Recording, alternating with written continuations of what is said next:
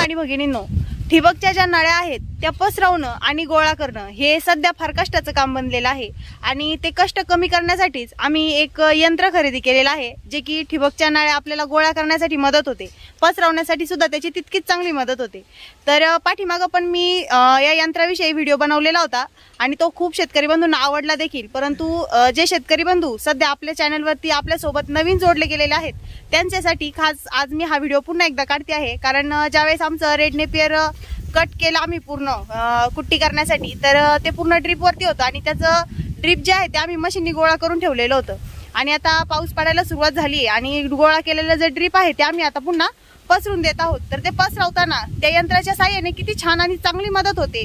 आपण म्हणू शकतो की घंटो का काम काही मिनिटांमध्येच होत आहे। तर ते कशा पद्धतीने होत आहे हे मी आज तुम्हाला आजच्या व्हिडिओच्या साहाय्याने दाखवणार आहे। त्यासाठी आजचा व्हिडिओ तुम्ही शेवटपर्यंत पहा। शेतकरी बंधू आणि भगिनींनो, हे यंत्र मिळतं कुठे, त्याचबरोबर ह्या यंत्राचे फायदे काय काय आहेत या सर्व गोष्टी जाणून घेण्यासाठी आजचा व्हिडिओ तुम्ही शेवटपर्यंत पहा, जेणेकरून या यंत्राचे फायदे आणि त्याचबरोबर याचा उपयोग काय काय आहे, आपले किती काम कमी होते या यंत्रामुळे हे तुमच्या लक्षात येईल आणि त्याचबरोबर याची किंमत काय आहे ह्या सर्व गोष्टी तुम्हाला महत्त्वाचं म्हणजे मी ह्या यंत्राची जाहिरात वगैरे काहीही करत नाहीये।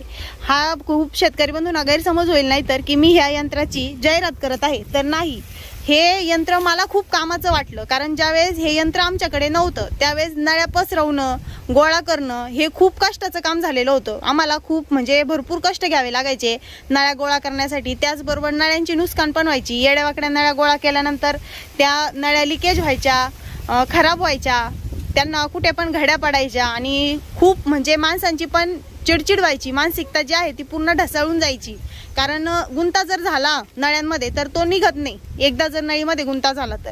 त्यामुळे जेव्हापासून हे यंत्र आमच्याकडे आलेलं आहे तेव्हापासून आमचं नळ्या पसरवणं आणि त्याचबरोबर ते गोळा करणं खूप सोपं झालंय आणि आमची मानसिकता म्हणजे जी चिडचिड आहे ती एकदमच कमी झालेली आहे, कारण आम्ही एकच व्यक्ती या ठिकाणी नळ्या ज्या आहेत ते गोळा करतो आणि शेतकरी बंधूंना ह्या यंत्राबद्दल माहिती पण असेल आणि मला जेव्हापासून ह्या यंत्राची माहिती झाली आहे आणि याचे फायदे मला कळालेत तर मला असं वाटलं की याचे फायदे जे आहेत ते आपल्यापुरते मर्यादित न राहता आपल्या सर्व शेतकरी बंधू आणि भगिनींना ह्या यंत्राचा उपयोग व्हावा, त्यासाठी मी ह्या यंत्राबद्दल आज आपल्या व्हिडिओमध्ये तुम्हाला सर्वांना माहिती सांगत आहे।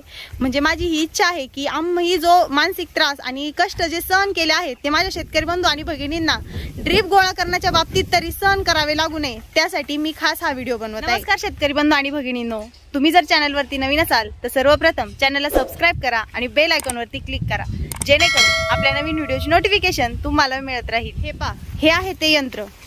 ह्या यंत्राच्या साहाय्याने आपण ड्रीपचा जो बंडल आहे तो याच्यामध्ये अटकून पसरू पण शकतो आणि गोळा पण करू शकतो। तर आता याच्या साहाय्याने आम्ही नळ्या ज्या आहेत त्या गोळा केलेल्या होत्या आणि आज आम्ही त्याच्या साहाय्याने नळ्या ज्या आहेत त्या पसरवणार आहेत।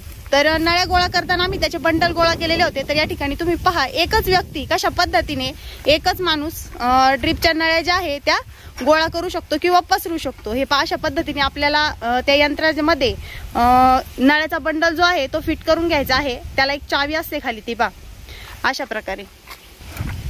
ज्यावेळेस आम्ही नळ्या गोळा केलेल्या होत्या त्यावेळेस बंडल याच्यामध्ये गुंडाळल्यानंतर आम्ही त्याला दोरीने पॅक केलेलं होतं आणि ती दोरी आता आम्ही इथं कापून घेतलेली आहे आणि बंडल जो आहे तो पूर्ण त्याच्यामध्ये गुंतवल्यानंतर तो आम्ही हे केलेला आहे। बंडल गुंतवल्यानंतर अशा पद्धतीने एकच माणूस नळीचा बंडल या यंत्रामध्ये गुंतून पसरू शकतो। हे पहा अशा प्रकारे।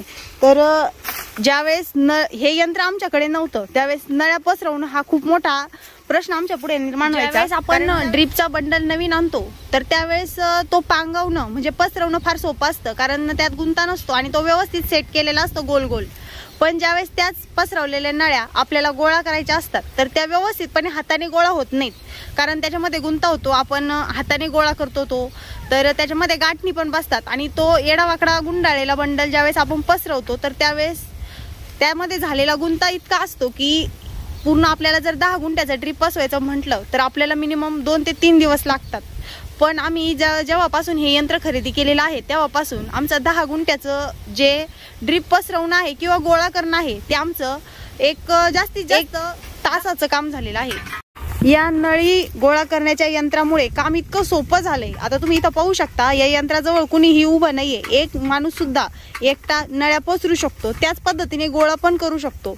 कारण ज्यावेळेस नळी गोळा करायची असते त्यावेळेस या यंत्राला एक होल आहे छोटंसं, त्या होलमध्ये नळीचं पहिलं टोक गुंतवल्यानंतर या ठिकाणी जे हँडल आपल्याला या बाजूला दिसतंय हे जर फिरवत राहिलं तर नळी जी आहे ती व्यवस्थितपणे तिचा रोल होतो आणि या यंत्राच्या साहाय्याने तिचा व्यवस्थितपणे गठ्ठा तयार होतो, जेणेकरून यंत्राच्या साहाय्याने गोळा केलेली नळी ही आपण हाताने पण पसरू शकतो आणि नळी या यंत्राच्या साहाय्याने पण पसरू शकतो। शेतकरी बंधू आणि भगिनींनो, हे यंत्र दिसायला इतकं मोठं दिसतंय परंतु हे वजनाला एकदम हलकं आहे।